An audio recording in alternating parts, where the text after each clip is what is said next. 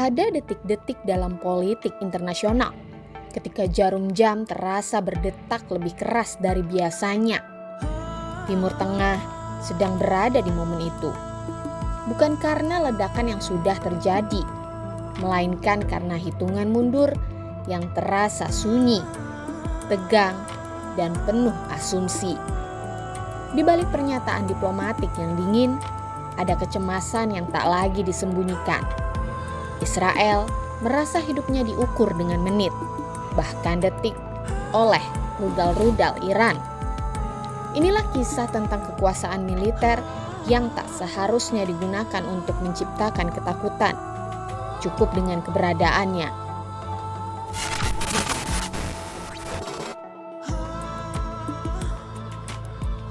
Selama bertahun-tahun, dunia memandang Iran melalui lensa nuklir. Namun para analis keamanan kini semakin sepakat. Pusat gravitasi ancaman Teheran bukan semata pada uranium yang diperkaya, melainkan pada ribuan rudal balistik yang sudah siap digunakan. Menurut penilaian kantor Direktur Intelijen Nasional Amerika Serikat, Iran memiliki persediaan rudal balistik terbesar di Timur Tengah.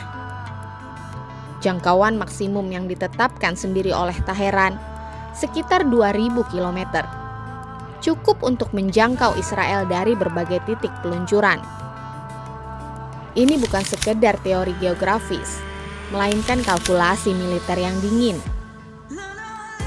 Baru-baru ini, seorang pejabat tinggi militer Israel dalam pernyataannya menyebut rudal balistik Iran sebagai ancaman eksistensial. Pilihan kata itu penting. Eksistensial berarti bukan hanya soal kerusakan pangkalan atau kota, melainkan soal keberlangsungan negara. Israel tidak dapat hidup berdampingan dengan rudal-rudal balistik Iran, ujarnya. Pernyataan ini bukan retorika emosional, melainkan sebuah sinyal politik.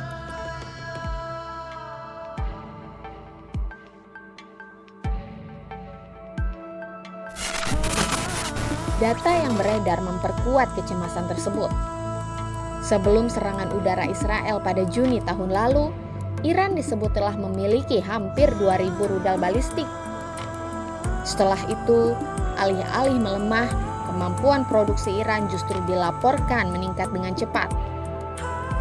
Menurut Reuters dan kajian lembaga seperti Center for Strategic and International Studies menggambarkan sebuah sistem persenjataan yang berlapis, dari rudal jarak menengah hingga jarak jauh. Sebagian berbahan bakar padat, sebagian cair, dan presisi yang terus diperbaiki. Nama-namanya terdengar teknis, namun syarat pesan politik.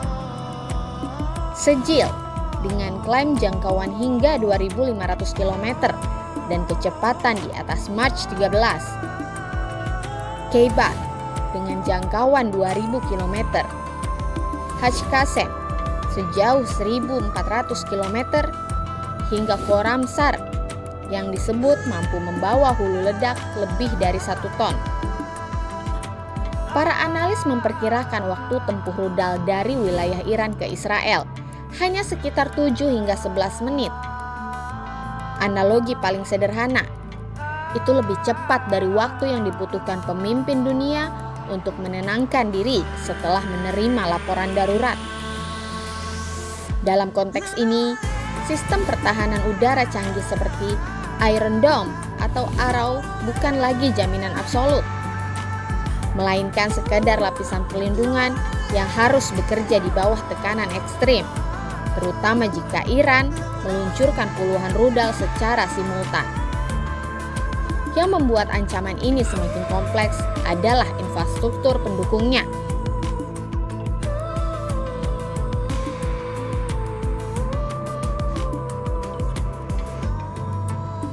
Iran tidak hanya memiliki rudal, tetapi juga kota-kota rudal di bawah tanah.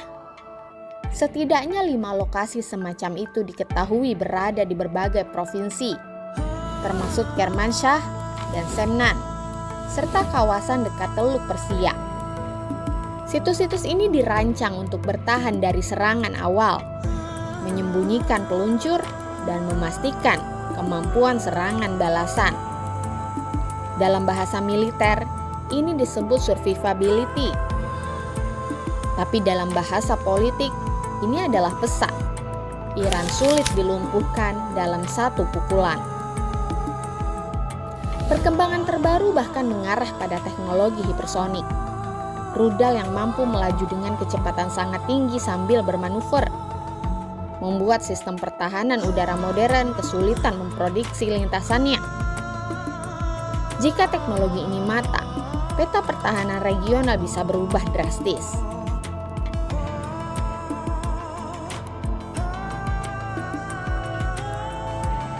Disinilah drama politik internasional mencapai titik paling sensitif. Media Israel melaporkan bahwa pejabat pertahanan Israel telah memberitahu Amerika Serikat mereka tidak akan menunggu dukungan internasional jika ancaman rudal Iran melampaui garis merah. Kami akan menyerang sendirian jika Iran melanggar garis merah terkait rudal balistik, ujar seorang sumber pertahanan tersebut. Pernyataan ini adalah twist dalam narasi lama. Selama ini, Israel dikenal bergerak dengan atau setidaknya di bawah bayang-bayang dukungan Washington. Ancaman bertindak tanpa backingan Amerika Serikat menunjukkan tingkat kecemasan yang lebih dalam, sekaligus keyakinan bahwa waktu tidak selalu berpihak pada diplomasi.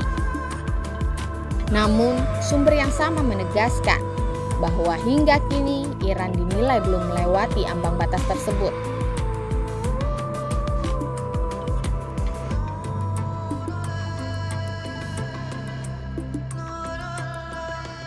Inti persoalan ini bukan hanya soal rudal atau jarak tempuh. Ini tentang bagaimana ketakutan mengubah logika negara. Ketika satu pihak merasa eksistensinya terancam, ruang kompromi menyempit. Setiap uji coba, setiap grafik yang dirilis, setiap pernyataan pejabat militer dibaca sebagai potensi langkah menuju konfrontasi. Ironisnya, justru kekuatan yang dimaksud sebagai pencegah bisa menjadi pemicu. Seperti dua orang yang saling menodongkan senjata di ruangan sempit.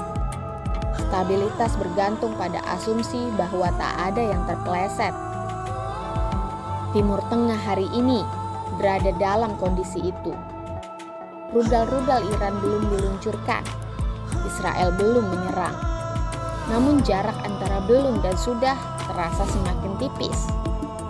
Dan ketika jam berdetak semakin keras, dunia hanya bisa berharap bahwa rasionalitas bergerak lebih cepat daripada rudal.